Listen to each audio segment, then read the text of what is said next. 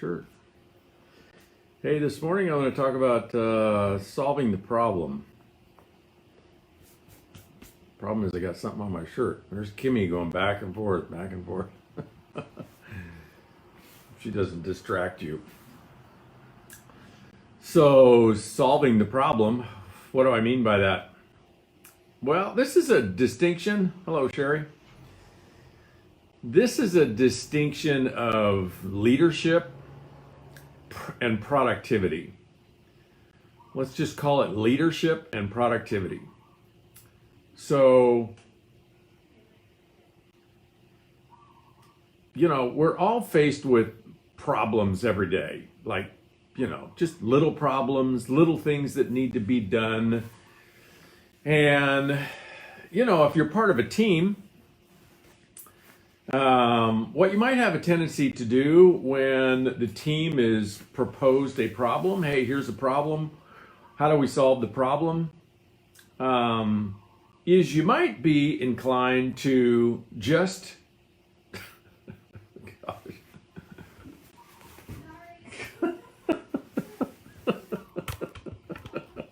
I don't mind if she's in the shot, but I know if she's in the shot, you're going to be paying attention to her and not me. So we might have a tendency to, so let's say there's 4 or 5 of us talking about a problem. And, it could be any problem you have. It could be a family problem. It could be a business problem. It could be a community problem, right? And, there's this one attitude, one perspective where it could be, okay, well, there's 5 of us. And so somebody else is going to carry the ball across the finish line and solve the problem. So what I'll do is I'll just give my opinion. I'll just give an opinion and then back out of the conversation. I'll just give my opinion and then listen. I'll just give my opinion and let somebody else solve the problem. Because surely it's somebody else's job to solve the problem, not mine. And of course, when you have a business or you have a family or like whose job is it to solve the problem? Whose job is it to take the ball across the finish line? And so if you have the attitude that it's somebody else's job, but there's 4 or 5 people on the team and they all have that attitude, then what you have is everybody giving your opinion and nobody takes the ball across the finish line. And I just had that experience a couple of times this week with my teams where we have a problem. Any one of the people in the team communication could have solved the problem in like 30 seconds. 30 seconds to propose a final solution. And yet what each one of them did was give an opinion and then punt it back to the rest of the group. And so you have this one problem. I mean, this problem could have been solved in less than 5 minutes by one person who was just looking at the problem and intent on solving the problem.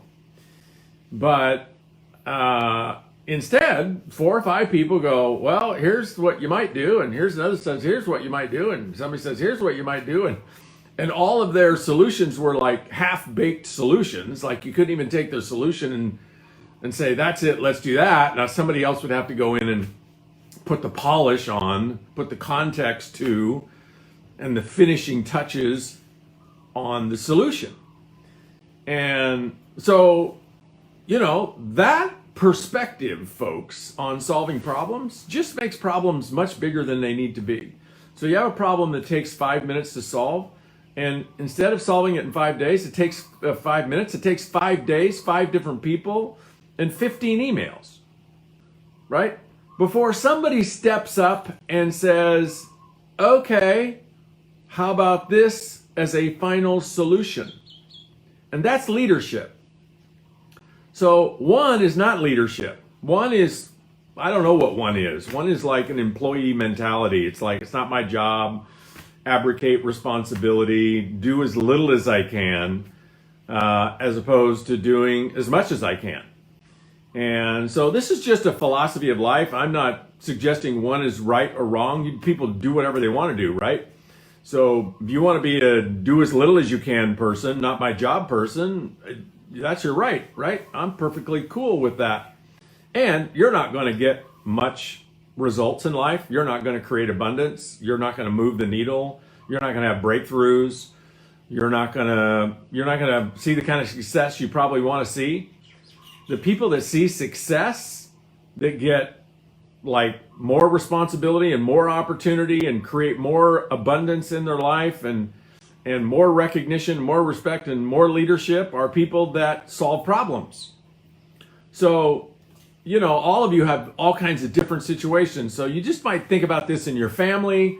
Maybe think about this if you have a sales team and you have a small team and you have a project, and maybe somebody has not said, okay, Mary, you are in charge of all solutions to this project. So maybe somebody hasn't said that, right? Because there's a lot of problems that just aren't anyone's responsibility. It's a team thing. It's going to take a team to solve it. But what the team can do is like collaborate. But what if everybody on the team proposed a final solution instead of just gave you a piece of the solution and then backed away? That's all I have to contribute to that. It's somebody else's problem to solve. So the distinction is, are you somebody that can take a problem? And whether it's your job or not, whether there's other people that might be responsible or not, are you somebody that can take the problem across the finish line so that it's all done, signed, sealed, and delivered in 5 minutes? Or are you somebody that contributes to the procrastination of the problem and have it take 15 emails and 5 days? So the latter doesn't contribute to productivity, actually diminishes productivity. And so this is an attitude of empowerment. This is an attitude of leadership. This is an attitude of, maybe risking being wrong. Like maybe one of the reasons people play small and play safe and come out for a second and then go hide in the shadows is they're afraid of like proposing the final solution for being wrong.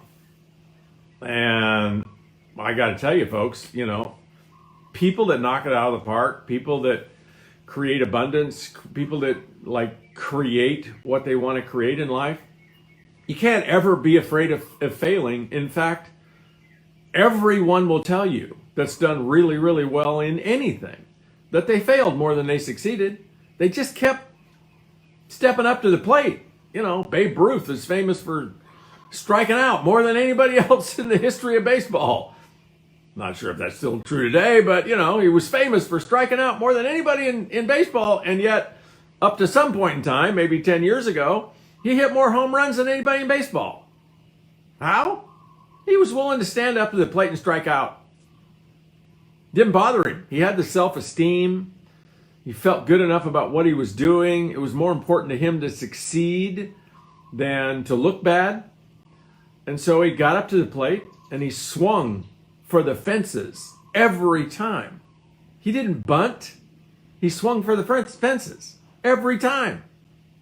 More home runs than anybody. More strikeouts than anybody. But what is he known for? Like, is Babe Ruth, and I know he's a baseball player, right? From like the 1930s or something. So I don't know, it's an out of date analogy, but Google him. So if you don't know who I'm talking about, Google Babe, B-A-B-E, Ruth, R-U-T-H. Just look at his Wikipedia page. Maybe one of my team will drop it in the comments. And so what is Babe Ruth known for? I mean, he's one of the most iconic, famous, revered, respected, admired, written about, copied baseball players and athletes of all time. He's not known for being a loser. He's not known for looking bad. And he wasn't a perfect human being. So if you study enough things on him, you'll find probably all kinds of crazy, despicable things about Babe Ruth. But what is he known for? The home run king. Still today, the home run king, Babe Ruth. I mean, his name is synonymous with knocking it out of the park, swinging for the fences, pointing over the fence as he stood up to the batter's box, telling the whole world, I'm knocking this out of the fence. He didn't like get up to the batter's box and take the bunting position. Bunting in baseball, I understand. I don't know anything about baseball. It's a lot easier to hit a pitch with a bunt than it is to swing at it. But bunts don't go very far. And they're an important play sometimes in baseball, but I think you get the point, right? It's easy to bunt, but you're not going to score a bunch of runs with a bunt. You score a bunch of runs with swinging for the fences, taking the ball over the finish line. If you have an opportunity to solve a problem, to finish a project, to do what you think somebody else needs to do it. Like, solve the problem. You don't have to like execute it as though you have the authority to execute it if you don't have the authority to execute it. But you could propose, hey, here's a final solution. Here's all the research I did. Here's the context of the problem. Here's my solution to the problem. So if somebody does have the authority to implement your solution, they can look at your research, look at your context. You know, context is like, here's what was before, here's what's now, here's what it will look like the whole package. And somebody with authority can look at that and go, boom, implement it. Problem solved. But if everybody bunts, we don't score any runs. So who are you? You play small? You play not my job? You play weak? You play in the shadows? You just like bunt and then step back and nobody picks on you or calls you out? Or do you step up in the batter's box, point over the fence, and swing for the fences every time and fail forward? Who are you? See you tomorrow.